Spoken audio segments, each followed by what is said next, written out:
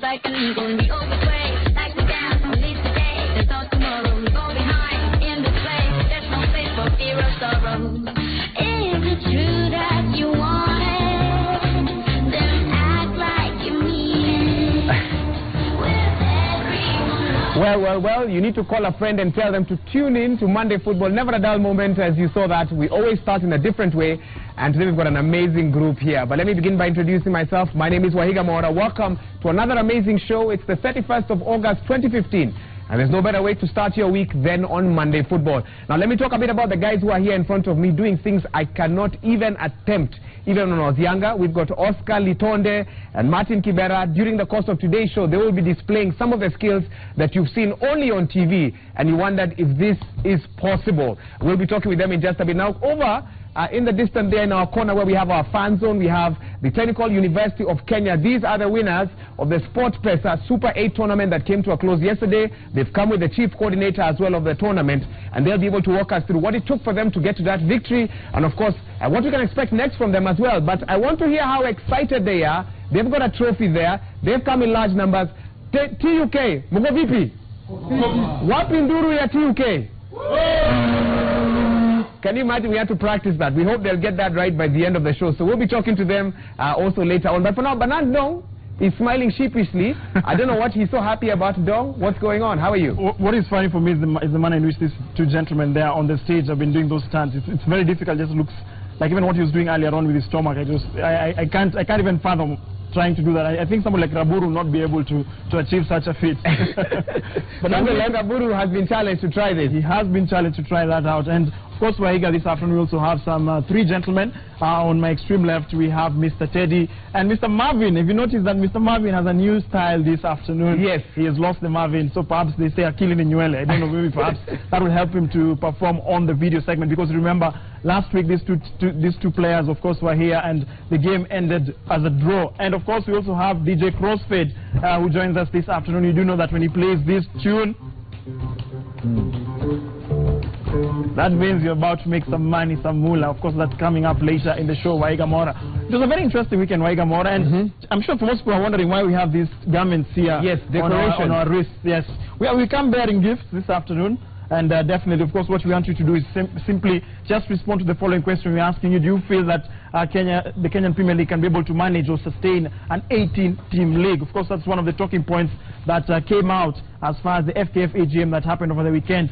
Can Kenya be able to sustain, whether to handle an 18-team Kenyan Premier League? Respond using the number 22422, as well as send your responses to @Bernard Ndong, @Wahiga Mora, and @Citizen TV Kenya. Will sample your sentiments and use the hashtag Monday Football. The most interesting sentiment will have this jersey right here. I know the weekend was a bit tough for a Manchester United fan, but we can, of course, just give you some consolation with a jersey, Wahiga. Thank you, Ndong. I'm also giving away a jersey. This is where I brag. I've been to Liverpool, amazing club, with an amazing stadium, and this is their jersey, an original one. I'm also giving that away. 22422, use the hashtag Monday Football. Dong has asked you the question, 18-team league, do you think Kenya is ready for that? Let us know your sentiments on the same, and two people are going to walk away with a jersey each, Manchester United and Liverpool as well. But we are not alone in today's show. Right now, I just want to introduce one of our guests who we'll be chatting with a bit later on. His name is John Kianda, locally known as Wanyonyi, and he'll be helping us piece or come to a conclusion with the transfer, what's happening. You know that the transfer period is coming to a close in England, in Europe, better yet, in Spain, Germany, and of course in the United Kingdom as well. And we need to figure out who are some of the big winners and who are some of the losers as well. And John Kianda from Hot 96, Sports Guru, as they call him there, will help us get better details of that. So we'll be crossing over to Hot 96 in just a bit. But for now, this is what you can expect on Monday Football today. Coming up, the Gor Mahia rampage continues with a win over Bandari. Kogalo now need only 4 points to take the title. The Football Kenya Federation AGM finally took place as 18 issues were discussed. We'll look at some of these issues later on in the show. Now, big clubs crumble in the English Premier League as Manchester United, Chelsea and Liverpool go into the international break with losses. And finally, crunch time as the European transfer window comes to a close. Who are some of the big winners and big losers? Find out shortly. And indeed, Monday football begins on the local front, where Tusker FC failed to win in 5 matches as they were held to a frustrating draw by Ushuru FC. The Brewers are positioned 4th, while Ushuru lies in 9th position. Nice game, but we didn't win. But the first and foremost, I've gotten a draw. Points is good. And I told you from the beginning, this game is a tough game. You saw it. Let's hope next time now I'll go in for a win. We have to bring our confidence back, you know. That we create a lot of chances, so I think we have to score. I saw some very easy chances that some were even so difficult, you know, to miss and even to score. So I think they need to create more chances. We need that composure again back. Now let's take a look at other stories that were making headlines over the weekend. And Western Steamer stunned City Stars 2-1 at the Nyayo National Stadium as they notched their 9th win of the season. Here are those goals. Box, a header just in front of goal, but a handball and a penalty awarded. Sane and Adika Sane places the ball, beating the goalkeeper, and it's the City Stars 1 through Ibrahim.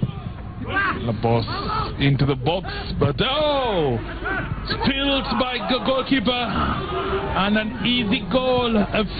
Western Steamer back in the game. It's the cruelty of football. Don't score more goals. Another mistake. And I talk about cruelty. Baron Okech puts.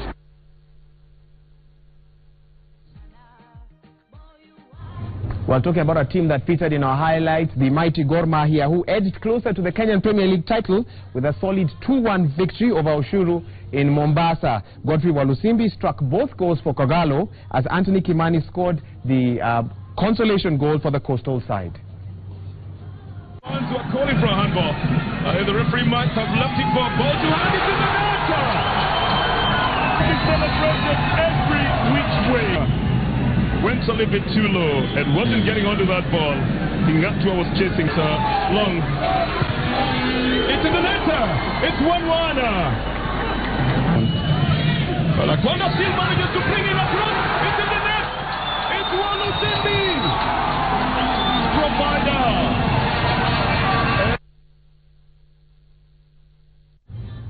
Gor Mahia's rivals AFC Leopards has not won a match in 6 games as they slumped to a 2-1 loss to Chemelil Sugar. The times in the recent years. Mistake at the back. Karani with that opportunity to shoot. Can he get a shot? Good save, but that one, no way. Chemelil taking the lead in the 18th minute. With the first corner of the second half coming in, just in front of goal. Karani scores the second one. Leopards standing watching. Well, it's Leopards on the attack. Diallo now set to 1-2. Oh yes, and immediate response by AFC Leopards. Now on to an issue that will form part of our discussion today. The Football Kenya Federation held its annual general meeting over the weekend in a largely peaceful atmosphere, which is a complete contrast to the chaos and confusion that marred a previous meeting. The AGM made far-reaching recommendations such as an expanded 18-team Kenyan Premier League for next season, as well as the date for the national elections. Barat Ndong spent some time, or the better part of that day, covering the AGM on Friday, and he now tells us more. The Sagret Hotel Equatorial in Nairobi was selected last minute following a venue change after a section of delegates expressed their fears over the possibility of the meeting being disrupted by hired goons. To avoid the confusion that was witnessed in Kisii in June, each delegate was accredited and vetted one by one. The meeting's agenda had a broad set of issues to be discussed, including the bans of National Executive Member Hussein Terry and Nairobi Branch Chairman Dan Shikanda. We have lifted all the suspensions of the officials who were suspended, all of them. Leo ni Mwenyezi Mungu ni mkubwa, ametikia ile dua zetu na tumekuja tena, nimefunguliwa tena. The Kenyan Premier League, which has been at loggerheads with the FKF over the management of the league, has been given the mandate to be in charge of the top-tier football league until the end of the season. The KPL is expected to sign an MOU with FKF for a unified league that will have 18 teams next year. And this league will be called FKF Premier League, and it will have 18 teams. With the culmination of the annual general meeting, attention and focus will now shift to the elections that are set to take place towards the end of the year.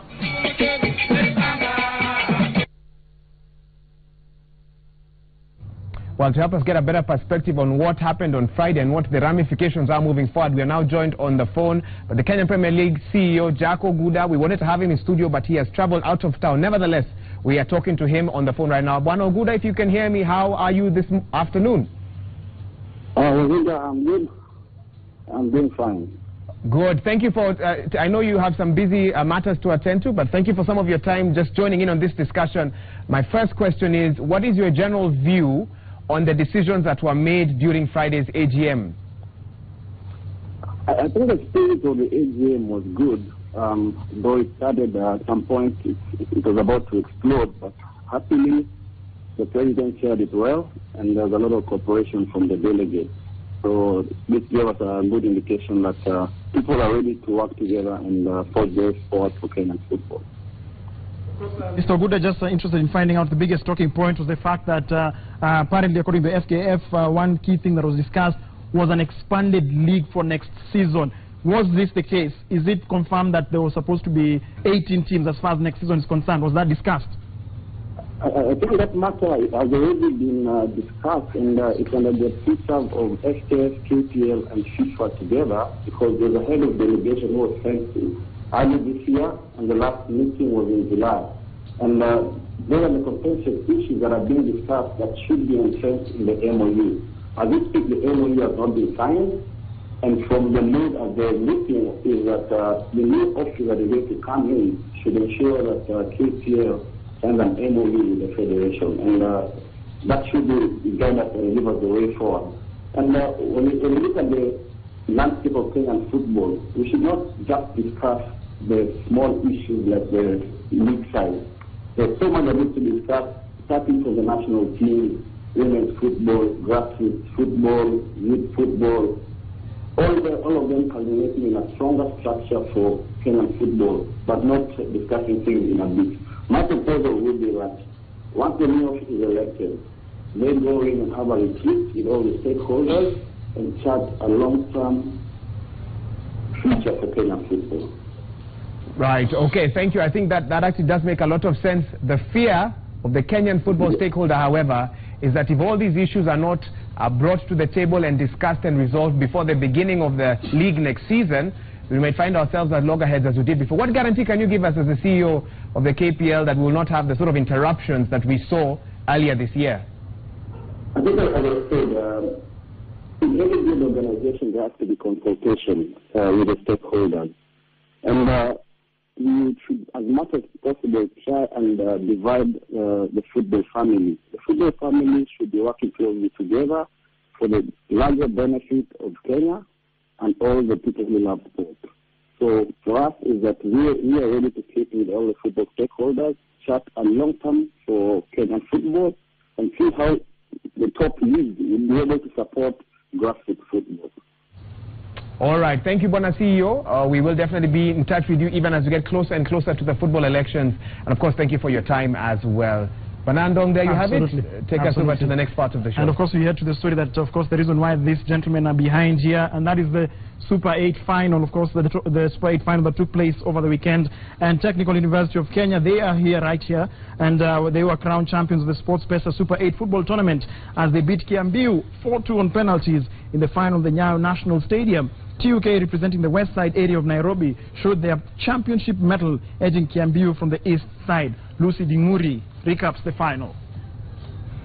The journey to the final for both teams began last April and climaxed at the Nyayo National Stadium Sunday afternoon, where bragging rights would be determined between a team representing the east of Nairobi and a side from the opposite end of the capital. Technical University of Kenya represented the west, while Kiambu stood tall for the east. 12 minutes into the game, Kiambu's Lawrence Musili gave the eastern side the perfect start, sliding one past TUK's keeper Paul Maina. 13 minutes later, Kiambu responded when team captain Boniface Okomo netted the equalizer. The scoreline was level, 1-1 at the interval. In the second half, Collins Oduor broke the deadlock with Kiambu's second goal. The riposte was immediate as Tony Sodhiambo struck TUK's equalizer. The scoreline remained unchanged and the victor would be decided via penalties, a similar situation that had been witnessed in the semi-finals. TUK ticked all the right boxes and they scored all their 4 penalties, while Kiambu could only score 2 but missed 2. Now 4 months and 102 teams later, Technical University of Kenya have bagged the title and the bragging rights of the 9th edition of the Super 8 tournament. For Citizen Sports, I'm Lucy Dimuri.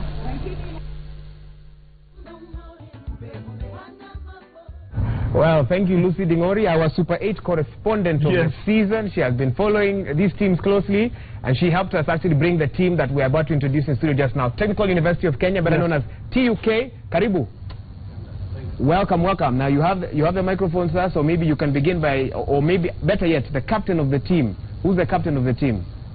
Quickly, can you just introduce who the team members are? Very quickly, even with just the nickname or the first name, so that we know who is who.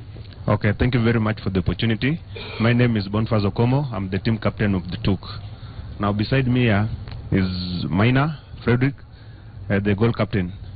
Next to him is my assistant captain, Saddam. And on my right is our top striker, Jekonia. Okay. Yes, I'm down here. I have my coaches. I think they can do introduction of themselves, please. All right. You want to let your coach then take over. I'm Francis Odoro, head coach, TUK. I'm Lucas Alwach, assistant head coach, TUK. My name is Jeremiah Nyaga. I was the coordinator at Dagoretti region. Keep going. Hi, my name is Sharon Acheng. I'm one of the officials for the Super 8 tournaments. I'm in charge of the volunteers. Sharon, have I seen you before? She looks very familiar. Yeah, I was here last week. We were discussing about the derby, the hooliganism stuff. So you have many hats? Yeah. Okay. Thank you. Go ahead. My name is Atanas Ubango. I'm the chief coordinator of the Super 8 tournament. Okay. So, Mr. Atanas, of course, you're the best person to tell us as far as the Super 8 is concerned. It began in April. How difficult was it to organize such a tournament of such magnitude? 101 teams. Yeah, it's something we've done before, so there was not that big challenge. But when we began, there were a few challenges, but we overcame them and we continued the tournament. How did you overcome the challenge of venues to play? Because we've got the Kenyan Premier League taking several venues, the Football Kenya Federation Premier League also taking other venues as well. I take it that, how were you able to go around that challenge of locations? Basically, the venues are there because it's a grassroots football. So normally what we do as Extreme Sports, once the tournament reaches the other stages, we move the matches to the city stadium to more better playing surface and that stuff. But we don't have challenges in regard to pitches. The pitches are there, so it's not a big challenge at all. As far as the competitiveness of the tournament, it's interesting that there were a lot of draws, a lot of matches were decided by penalties. Tactically, do you feel that the teams were a bit guarded, or what was it? No, it indicates that the high level of good football that is there, because you can see most of the matches were ending in draws. So it seems it was an indication that teams are really fighting hard to like more defensive. Not more defensive. Like you watched the third place playoff yesterday. There's a team that scored probably after 1 minute. There was an equalizer. So it shows how guys are coming out forcefully to go for something at the Super. We have TUK here in studio. They've walked away with prize money, but the question everyone at home is asking is, what next? Now that the tournament is over, what can they look forward to, and what can we look forward to from you as the organizers? Okay, we intend to start preparing for the 10th edition. Okay, that's good to hear. This was the 9th edition, but we have a lot in store for the teams of Nairobi. So in due course, we'll be able to notify the teams what we have. But for now, we have to plan for the 10th edition. Okay. Yeah. I'm interested in bringing in the coaches here, because if you look at it, this TUK is a team that draws players from Kiamaiko, Huruma Flats, Ngei, Mlango Kubwa, Pangani, Karioko, Mathare, Ngara, Park Road, Ziwani. Quite a vast area of course, a pool base of players. How are you able to control the different people, of course, trying to mix and match? Because I know the people come from different backgrounds. How are you able to achieve that? To us, like you see that most of our players also, but all of them are staying at the hostels. So you'll get most of their places of living in the same, those slums. So it was easy for them to cope up because they intermingled with them. So to come to the game, they were like brothers. I want to talk to the captain now, and I want to hear from him what made your team special. Let me give you an example. If we are to go back to the beginning of the tournament, do you think you'd be able to perform the same? If you do, what is it about your team that is the reason why you are standing here today? And as I do this, I want someone to hold up the trophy. I don't think we've given due prominence to this trophy. Just raise it up in the air a little bit so that people can see what exactly we're talking about. That trophy came at a price. Tell us about how it felt to hold that. Yeah, it was a long journey to come up to where we are. But one of the most things that made us have it is preparation, and above all, we've been playing a lot of tournaments. That is, we have inter-colleges, we have inter-universities. We seriously participate in it, of which at the moment I think we are topping up at the inter-colleges level. And the CUSA, that is inter-universities, it was over. I think the next season is picking up from September. How did you celebrate? Sorry, Ndong, if you had a question. How did you celebrate when you got this? I'm interested in finding out. Yeah. Can you even demonstrate for us? Please, for the people at home. Show them one more time. You have the cup. How did you celebrate? Where I am or on the top? Come closer with your team members. We want to see a bit of demonstration of this. Come forward. We want to see that. The memory should still be fresh in your mind. Yes. Where are the other members? Or now they are no longer. Tell them they will not get the prize money that you've won if they don't. Yeah, so give us paint for us a picture of how you celebrated yesterday. Okay.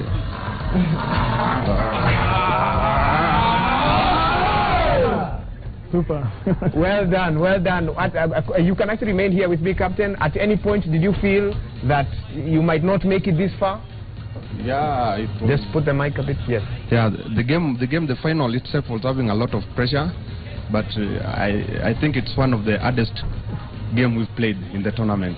Because for the two occasions, it ended up in a draw of 2-2. Yes. And for the two occasions, we came from behind. Yes. Yeah, which made it so difficult. You were chasing the game, yeah. We were chasing the game. That's the correct word, I think.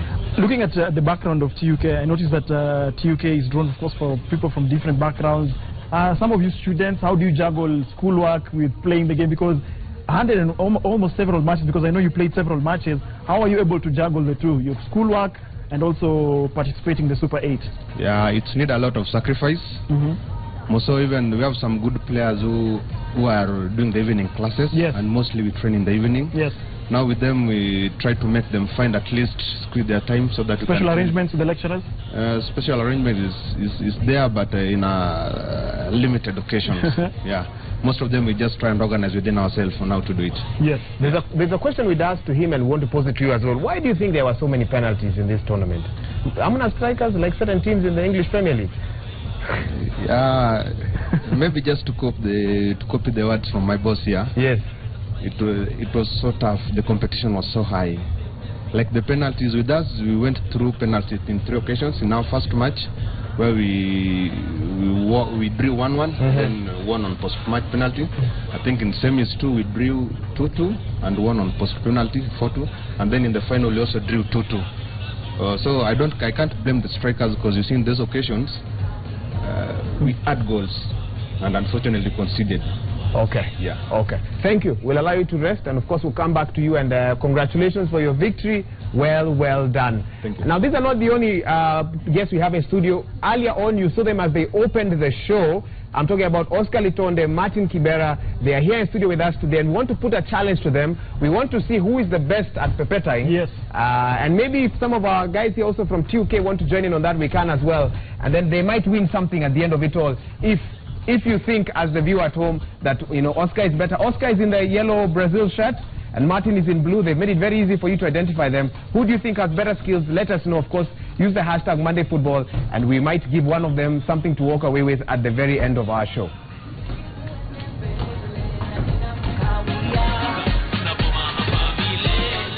Well, indeed, of course, we come to the video segment here, and I can tell you for a fact that it's the same scenario that it was last week. They're both drawn level. Teddy playing with Chelsea, and the gentleman here, Mr. Marvin, using Manchester City. I can see here the scoreline is 1-1 all. Just to get in their sentiments. Marvin, of course, just tell me, Last week you guys drew 1-1. This afternoon it seems that things are going the same way. Are you guys even? You need more competition. Things are tough. This guy is good. Yes. I think we have almost the same game. Just continue playing? The game style. Yes. The game style is almost similar. Yes. So I think that's why it's tougher. In what way? You're talking about game style. In what way? Is it the same format, the same format of play? The formations, because we both don't have wingers. Yes. So it's kind of hard to pass through the middle now. Okay. Teddy, 1-1. Do you see perhaps the deadlock will be broken? Yes, just a few. In what way?